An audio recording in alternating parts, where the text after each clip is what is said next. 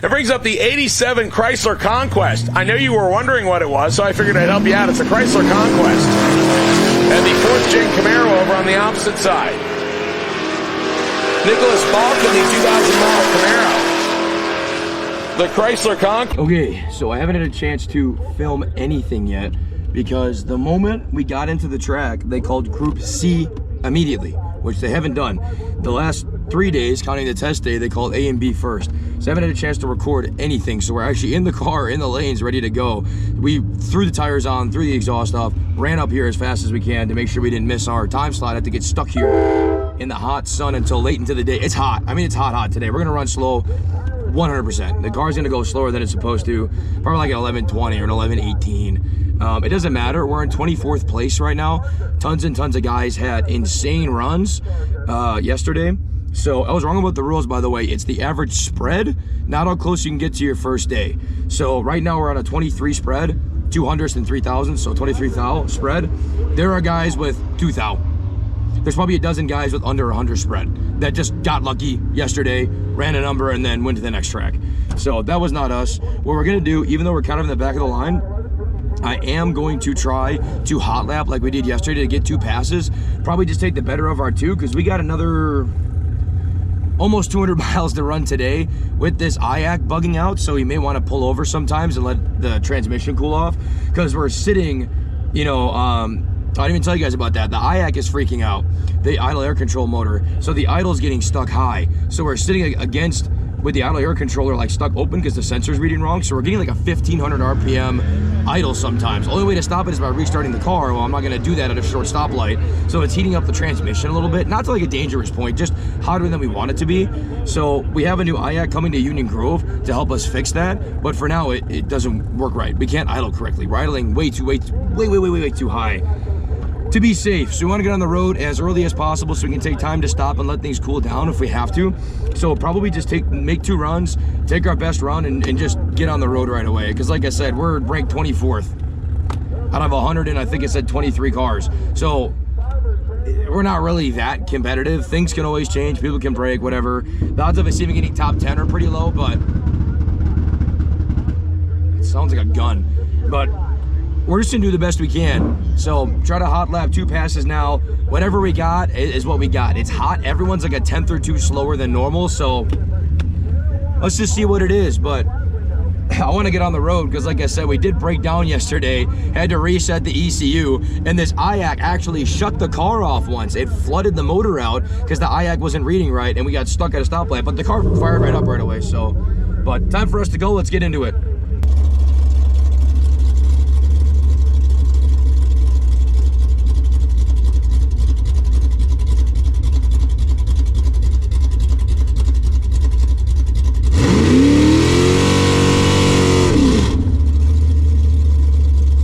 And Steve Niles in the 1972 442 Cutlass. It brings up the 87 Chrysler Conquest. I know you were wondering what it was, so I figured I'd help you out. It's a Chrysler Conquest. And the 4th gen Camaro over on the opposite side. Nicholas Falk in the 2000-mile Camaro. The Chrysler Conquest of Bryce Wick goes 11:21 at 120.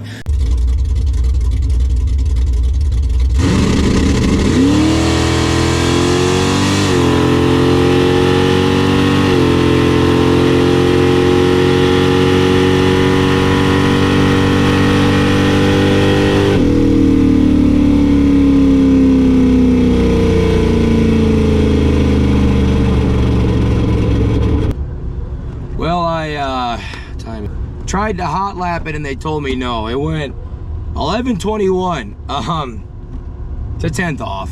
So, and it's hot today. Talk it over with my dad and see what we're gonna do next. I'm not sure what the plan's gonna be. Oh, let me see this. Let me see this. It went 120.8, but only went 95.7 at the half track. It went 25 miles per hour in the back door.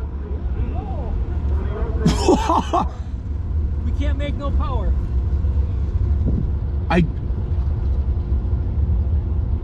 Oh my God. This is the best mile an hour ever. What? It gets hotter, it goes faster. I literally grabbed the slip. I just looked at the ET and I was like, oh, that sucks. 120.8. What? And actually, you're not that bad from yesterday. You ran a 14. You're at a 21. Everybody's at least a 10th plus off. I know. We're less off than everyone else is today. Fast. Oh, it's melting in my hands. Yes. They give us free ice cream bars. It's pretty cool. From the sick truck. It's ice cream bars instead of hot dogs right now. They give you free hot dogs and ice cream bars. This place is great. As much fun as I'm not having, this is going very well with the food. Food been good. I'll give you that. I mean, I don't know. Do we try again? Is it supposed to get hotter or colder as the day goes on? I'm making a mess. Best thing about Six Summer, they give you free food, ice cream bars. I'll tell you what, I love ice cream bars. Well, this is our time slip for today, 11:21. We're gonna turn it in. We have another 200 miles to go today. So we're gonna turn this in and call it good. Another personal best on mile an hour at 120.8. We have no idea where the car is finding the power, but it is. The half track only 711, that's where it lost the speed on it, but 120.8 mile per hour. If we can get a good half track with this mile per hour, it's 10 ready. But for now, we got 200 miles. Let's just hit the road and call it a short day. It's almost noon. We got to get out of here. On top of that, if you look at an air density calculator, the air is only going to get worse, so we're just going to run slower. We're just wasting time in parts and maintenance to be here. We're just going to get in the car and get out. It's time to leave. Alrighty, car's loaded up, ready to go. Had a couple problems on the road, the gear vendor kicking itself out, as well as that IAC motor making the idle weird. We talked to actually the gear vendor owner who was at the track, and he gave us some stuff to try. We're gonna see if that makes the gear vendor work better, just relocating it to get away from any RF signal might be getting from the ignition box. And in terms of the IAC, we should have a new one at the track tomorrow, but we gotta go 200 miles on a high idle. So we have to pull over and let everything cool down once or twice and get gas and take a break. So it's 122. I don't know how long it's take us to get to the hotel, probably a few hours. So we're just gonna hit the road and pray for the best.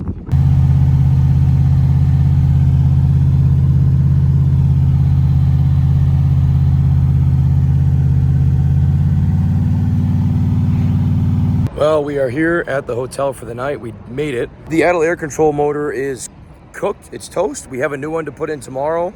It idles at like 1700 RPM. The transmission gets up to like 175 degrees in the city. It's not good.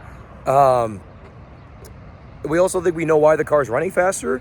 We think it's because the transmission is getting a lot more heat into it, and we think the transmission just wants to be warmed up more. We don't warm it up enough at the track, and that's why it's going faster. It's just happier, you know, hotter for whatever reason. So it is what it is. For whatever reason, the ECU is freaking out. The Sniper is losing its mind randomly and showing all sensor data as big red letters saying no data on everything. And the only way to get it to stop is to unhook the ground cable from the battery, wait 3 to 5 minutes, hook it back up. I only knew that because I had this problem with this Sniper when we first got it. Only thing that fixed it was putting a fresh version of the firmware in it. So we could do that. But we got 1 day left of driving tomorrow. Tomorrow's the last drive day. And it happened 4 times today. And we went 200 miles. So it happened every 50 miles. I think I'm just going to tough it. Not risk it. Tomorrow's the shortest drive. So we're just going to get there and probably make our first pass. And be like, okay, we're done. Cool, we did it. We completed it. Not tomorrow, on Friday, sorry. Tomorrow's the last drive day. We're going to just do our last run, turn it in and call it a done deal. Then do a firmware flash in it afterwards from my laptop. I'm going to download the firmware flash tonight and do it later. But for now, we're tough. I mean, we're here. It's really easy to fix. Take the pull over. It goes no data. It still runs for about 2 minutes with no data. How? I have no idea. Pull off to the side of the road, pop the ground off, have a beer or something. You know what I mean? Look at the sky, enjoy the fact that you're alive and you're living life, and plug it back in. And it just works. So whatever. For now, I'm not touching it. But it has been a little annoying, and the high idle is annoying. We do have a new IAC coming tomorrow to the track. See if we can fix it, but nonetheless, the car went 120.87. Ooh, my lips are chapped, dude. Yeah, you can tell how my lips are sunburned. Point being 120.87, almost 121. It's just slow because the air has been so bad. This is the hottest week of the year. During the drive, I'm not kidding, I looked down at the temps and we drove by a bank where they have like the signs like this. They have like, that's a light pole price, dumbass. Where's the sign? Like this one, like this one. See the sign? And it had like the temperature on it. And the temperature was 93 degrees. We passed another one 3 hours later, it was 89 degrees. So it was 90 degrees or higher for most of the day, so I'm not mad. Anyway, that'll be it. Like, comment, subscribe. I'll see you tomorrow for day 4.